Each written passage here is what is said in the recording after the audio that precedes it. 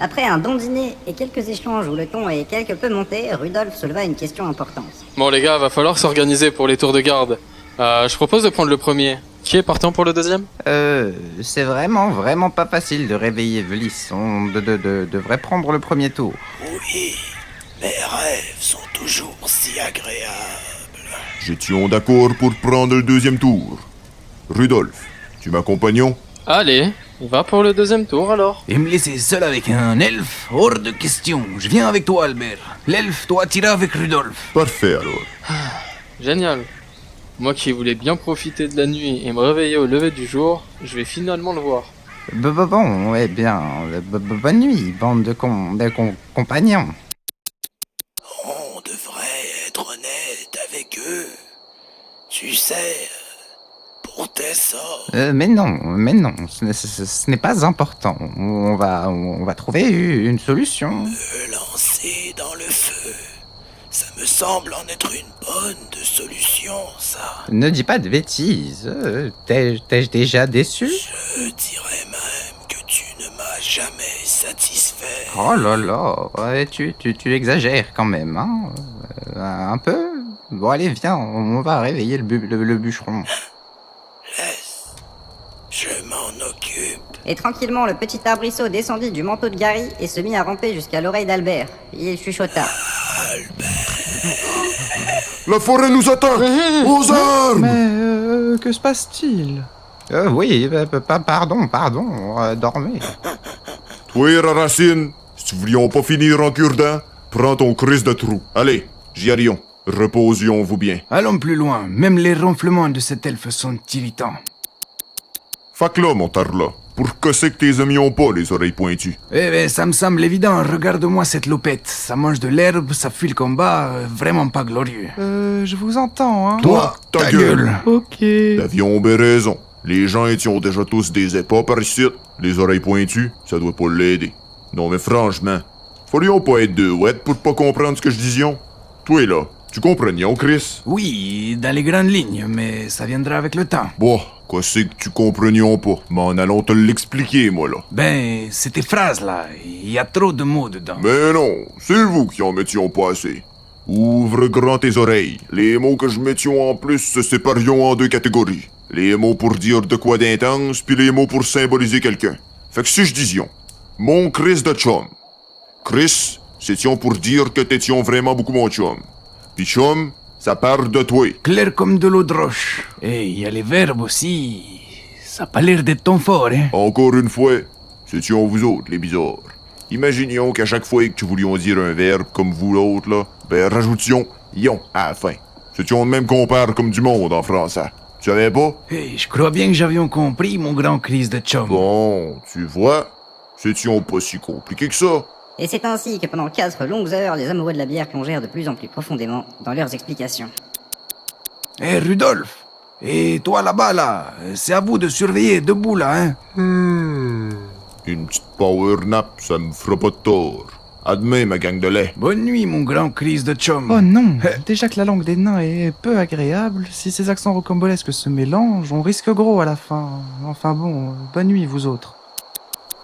Alors, ça fait combien de temps que tu cherches ton chez toi, au juste? Eh bien, j'ai 146 ans, je me suis perdu le jour de mon 23e anniversaire. Cela fait donc une petite centaine d'années que je me suis perdu. Mais t'es jamais revenu sur tes pas? J'ai déjà tenté cette approche à de nombreuses reprises, mais après être passé plusieurs fois dans le même village, j'en ai déduit que je tournais en rond. Et c'était quel village? C'est pas si simple, hein, il changeait de nom à chaque fois que j'y passais. Comment ça, il changeait de nom? Un village, ça n'a qu'un seul nom. Ah bon? Mais ils portaient tous un nom de saint, et il y avait Saint-Malo, Saint-Martin, Saint-Michel, Saint-Nicolas... Attends une seconde. Hein? Mais tu n'étais pas du tout dans le même village à chaque fois, en fait. Ah bon? Oh, alors je suis encore plus perdu que je ne le pensais. Bah, t'inquiète, on va te ramener chez toi. Enfin, tu vas souhaiter de rentrer chez toi. Hein? Mais il sort d'où le poulet? Ça, c'étions mon réveil matin. La compagnie se réveilla donc mollement, prit un petit déjeuner frugal et reprit la route dans l'idée d'arriver chez le vieux dans l'après-midi. Bon, alors là, j'en avions plein le cul de vous appeler le nain pis oreille pointue. C'est quoi vos noms, tabarnak? Non, mais laisse tomber, hein. C'est pas important. Ça me désole, mais pour une fois, je suis d'accord avec le nain. C'est vraiment pas important. Ah non, hein. Vous autres, les elfes, vous êtes vraiment des copieurs. Moi, c'est Drunkard. Ha ha ha! Drunkard! Ton nom t'allions vraiment bien, mon chum. Pis toi, les oreilles. Gêne-toi pas, hein? C'est quoi ton nom? D'accord, mais vous riez pas, hein? Ah ça, je peux pas te le promettre. Non, mais vraiment, si vous vous moquez... Si on rit quoi? Tu pars te perdre. Mais non, on va pas se moquer. Allez, dis-nous. Bon, d'accord, je m'appelle Kevin. Ah, je savais que vous alliez rire. Après un trajet laborieux le long d'une faune se dégradant avec les heures, les aventuriers arrivent à une intersection et décident de prendre une pause pour manger et se repérer. Après quelques minutes de repos, l'oreille aiguisée de l'elfe est soudainement titillée par un murmure lointain. Vous avez entendu? Qu'est-ce que t'as dit, Kevin? Vous entendez pas? On Bah, tombe ou quoi? Ah non? Kevin entend des voix. Et pourtant, à une cinquantaine de mètres de là, un homme un peu particulier vaquait à ses occupations. Bonjour les survivants. Aujourd'hui, nous allons essayer de survivre seuls pendant 7 jours dans les terres désolées de Cornouailles. Ça va être un challenge intéressant. Ces terres sont remplies de monstres et ne possèdent que très peu de ressources. Rappelez-vous, nous ferons cette aventure avec presque rien. Mais si vous suivez mes conseils, vous, tout comme moi, pourrez devenir des experts survivalistes en terre de Cornouailles. Mais si, écoutez, par là-bas, à gauche. Oh ben, tabarcris. Je le connais, si on cet angle-là. Arsoudé. Par contre, Kevin, s'étions vers la droite. Voilà nos premiers monstres. Je plaisantais pas quand je vous disais que ces terres en étaient infestées. Quand on rencontre ce genre de créatures, ce qu'il faut savoir, c'est qu'ils se repèrent au mouvement. Si on reste tranquille, ils ne devraient pas nous voir. Mais au cas où, je vais me badigeonner d'urine d'ours pour qu'ils ne puissent pas me sentir. Mais il est con. Il sait qu'on le voit ou pas? Moses de Jésus. C'est-tu mon cousin de Saint-Félicien, ours gris, ça? Ça me dit quelque chose. Il semblerait que nous ayons été repérés et qu'ils connaissent mon nom. Je vais imiter le mouvement des feuilles pour passer inaperçu. Peut-être qu'ils partiront. Hey, l'ours. Hello, my cousin. Et on paye pour traduire un con, pas deux. It's been a while since we saw each other. I see you've kept your dream of becoming a star alive. What are you doing in these parts exactly? Tiens, ça c'est une surprise. C'est mon cousin Albert le bûcheron. Ça fait longtemps que je l'avais pas vu. J'ai entendu parler de la situation de Cornouailles. Alors j'ai voulu le voir de mes yeux et survivre dans cet environnement extrême. The situation? What are you talking about? Oh oh oh, une petite pause là, fais attention à Kevin, hein. Déjà que moi j'ai du mal à suivre, lui il va s'évanouir. Les fois que je rencontrions quelqu'un qui me comprenne. Laisse parler les grands, mon épais. So, what were you saying, cousin? Il semblerait que la nature souffre dans les environs. Un chaos étrange se propage depuis le château de Cornouailles.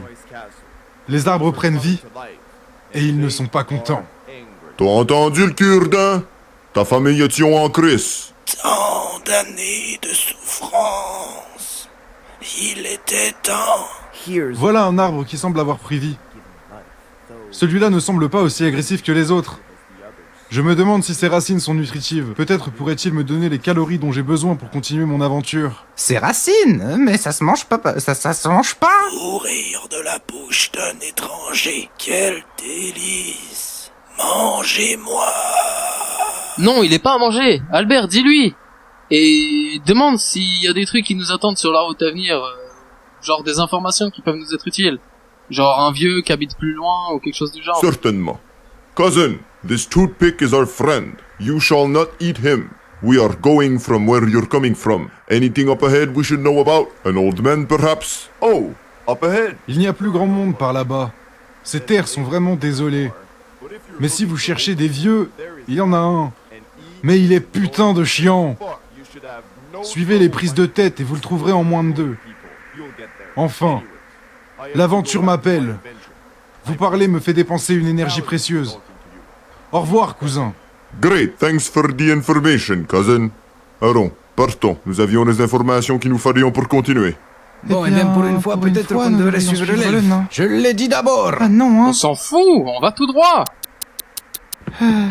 Et toi, Vliss, raconte-nous donc ton histoire. La route passera peut-être un peu plus vite. Voyez-vous, j'étais un gland, une graine de vie.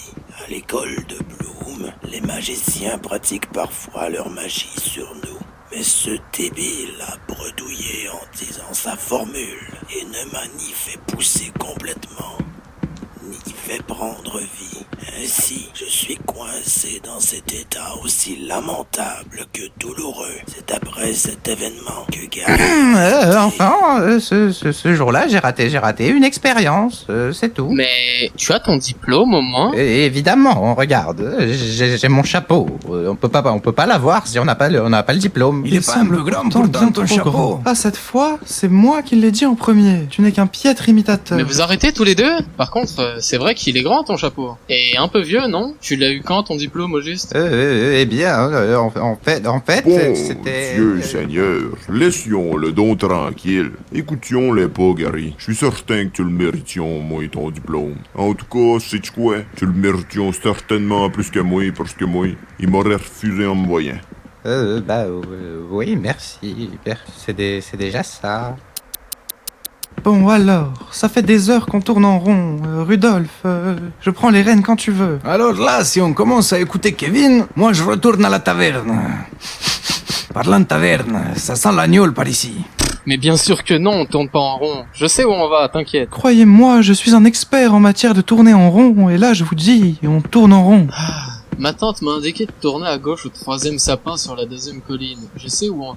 Attends, t'as dit quoi, Lana? J'ai dit que ça sent l'alcool. Puis s'il y a de l'alcool, il y a de la vie. Moi j'y vais, hein. C'est sûrement une piste. Le vieux doit être dans les parages. Les vieux et l'alcool, ça fait qu'un. Suivons-le. En suivant l'odorat du nain, implacable en matière d'alcool, nos fiers compagnons arrivent dans une clairière asséchée, dans laquelle se distingue une baraque en bois délabré, ainsi qu'une silhouette cornue familière. Papy? Rudolph, c'est toi, hein? Ça fait des années que je t'ai pas vu. Pourquoi tu vis tout seul ici au milieu de nulle part? Tu vas pas nous chier une pendule. Le capitaine doit jamais quitter son navire. Ici, je dois veiller au grain. Oh, j'ai failli oublier. Et les amis, c'est mon grand-papy cornu. C'est cornu.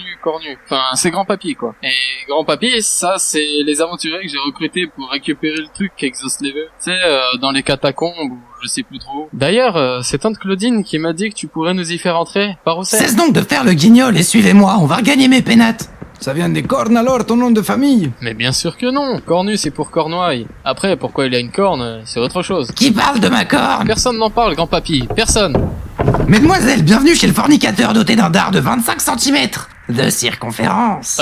Calme-toi, papy. Toi, détends ton slip, petio. Je l'aime bien, lui. Bon, papy, on est un peu pressé là quand même. Tata m'a dit que tu pouvais nous... C'est moi qui ai dit à ta godiche de tante de t'envoyer. Elle a mis le temps, mais tout vient à point qui sait attendre. Et ça vaut pour vous aussi. Hein? C'est toi qui lui as dit? Mais du coup, toi aussi t'as un vœu, non? Non, moi je veux que t'ailles chercher de l'agneau dans les caves. Les vœux, c'est pour attirer les pigeons, les jeunes. Mais il y a bien quelque chose qui exauce les vœux, pas vrai? Mais bien sûr, il y a de tout sous Cornouailles. Et de toute façon, l'entrée des catacombes est bouchée. Vous allez devoir passer par un passage secret qui passe par les caves. Et en terminant sa phrase, le vieux cornu se pencha d'une manière beaucoup trop souple pour son grand âge, agrippa le tapis au sol et le souleva d'un geste majestueux, révélant ainsi une petite trappe en bois. Voilà le passage qui vous mènera aux caves. Vous pourrez vous repérer au panneau une fois dedans. Vous pouvez vous servir dans la richesse, mais attention à cette histoire de vœux, c'est vraiment un piège à con. Et oubliez pas, ramenez-moi au moins un tonneau, sinon je vous ouvre pas. Cet homme est un génie. Mais papy, pourquoi tu vas pas chercher toi-même l'alcool? J'aimerais bien, figure-toi, mais avec ces cornes qui me poussent de partout, je passe plus dans le couloir. D'ailleurs, d'où viennent ces cornes? Car c'est vraiment un piètre choix esthétique. Mais oh, laisse mon papy, toi. C'est le chaos qui se répand sur le territoire depuis la chute du royaume. Il contamine l'air, l'eau et tout ce qui peut l'être. Ça émane du château, alors méfiez-vous là-bas. Parfois même les ombres sont dangereuses. Qu'est-ce que ça veut dire, ça, encore? Médite, pas le toquet.